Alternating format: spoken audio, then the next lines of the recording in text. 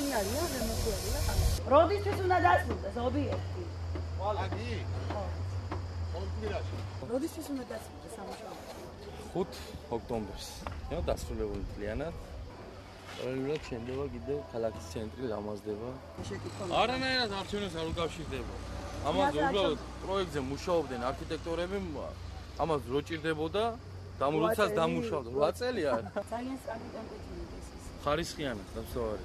ასე სწრაფად ხარისხიანად კი, კი. 2-3 კვირაში შეიძლება მთელი ქალაქი დაკეთდეს. შესაძლებელია. მე ჩემს სამუშაოს 2 კვირაში ჩავაბარე. 2 კვირაში მე ჩავაბარე? ჩემი სამუშაო. მასშტაბური ახლა დაიწყო სექტემბერში. პოლიტიკასთან ახლა ყველაფერი კავშირში, ვარია ახლა ზედმეტი ხარ, ხო? ხედავ თქვენ დიდ. რომელია ამის მერე მივდიოთ ავალიანის ქუჩაზე, ზევით ბაზართან, ბაზრის მიმდებარე ტერიტორია დაიდება. დიახ, და როდის უნდა დასრულდეს ეს გზის სარემონტო სამუშაო? დასრულებით მოგდონია ოქტომბრამდე. თვის ბოლომდე უნდა დასრულდეს, ხო?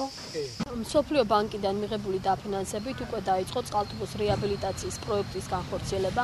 აღნიშნული პროექტის პირველი ეტაპი მოიცავს ქალაქის ტერიტორიაზე ცენტრალურ ნაწილში მდებარე ყველა შენობა ნაგებობის რეაბილიტაციას. ვერ დაუკავშირებ არჩევნებს. ეხლა შეიძლება ძალიან ისეთი თემა იყოს, რომ თქვა რომ რახან არჩევნებია, მაგრამ ძალიან დიდი ხანია ამ პროექტს ველოდებით წყალტუბოელები და ის ადამიანები, რომლებიც ამ საქმით დაინტერესებული არიან, ველოდებით და როგორც იქნა დაიწყო.